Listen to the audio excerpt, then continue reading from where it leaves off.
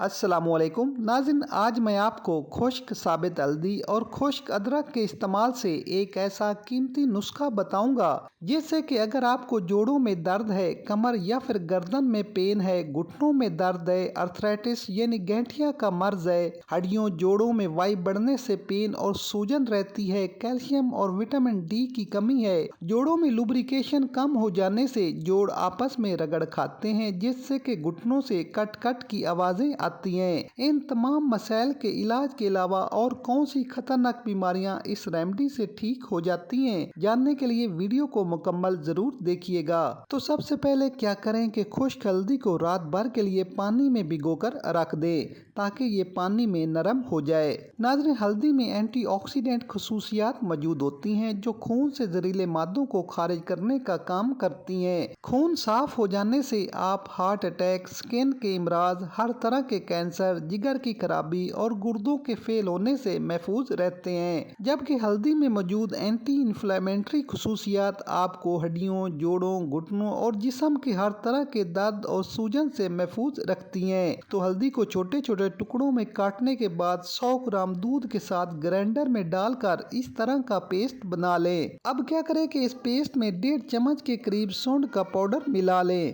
ناظرین، خشک ادرک یعنی سونڈ میں بھی ایسے نیوٹریشن موجود ہوتے ہیں جو آپ کی ہڈیوں، جوڑوں کے درد، پٹھوں کی تکلیف، گھٹنوں، جوڑوں کی سوجن اور جسم میں ہونے والی بادی کے لیے بے حد مفید ہیں۔ اب نیکسٹ سٹیپ میں کیا کریں کہ 1 گلاس پانی میں گڑ ملا کر اس کو پکا لیں۔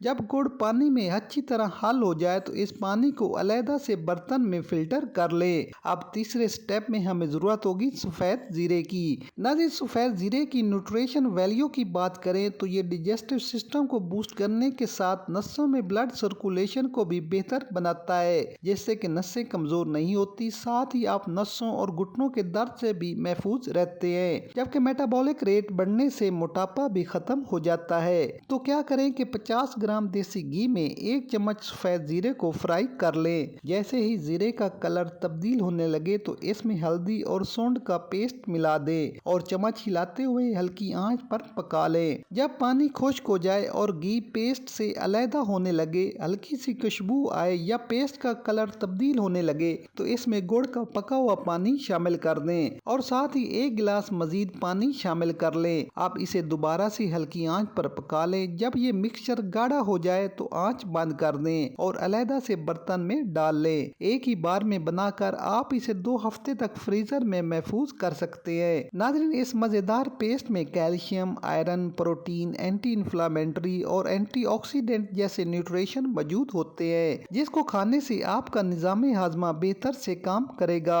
قبض، گیس اور تیزابیت نہیں ہوگی، ہڈیوں، جوڑوں اور گھٹنوں کے درد اور سوجن سے آپ محفوظ رہیں گے۔ اس کے علاوہ جن کو تھائرائیڈ کا پرابلم ہے، جسم میں خون کی کمی ہے، خون گاڑھا ہو چکا ہے، وین میں بلاکیج کا مسئلہ ہے، تو یہ ریمیڈی آپ کے لیے بے حد مفید ہے۔ اس کے علاوہ آرتھرائٹس یعنی گینٹھیا کے مریض یہ ریمیڈی ضرور استعمال کریں۔ تو اس ریمیڈی کو استعمال کیسے کرنا ہے کہ اگر تو سردیوں کا موسم ہے تو 20 سال کے اوپر کے افراد 2 چمچ اور اس عمر سے نیچے والے مطلب 15 سال تک 1 چمچ رات کو کھانا کھانے کے 1 گھنٹہ بعد نیم گرم دودھ کے ساتھ کھا لیں، اور اگر گرمیوں کا موسم ہے تو بڑے 1 چمچ اور چھوٹے آدھا چمچ دودھ کے ساتھ کھا لیں۔ انشاءاللہ آپ کو مہینوں میں نہیں دنوں میں فرق پڑے گا۔ تو ناظرین، ویڈیو پسند آئے تو لائک، شیئر اور کمنٹس لازمی کریں۔ ملتے ہیں ایک نئی ویڈیو کے ساتھ، اجازت دیجیے، اللہ حافظ۔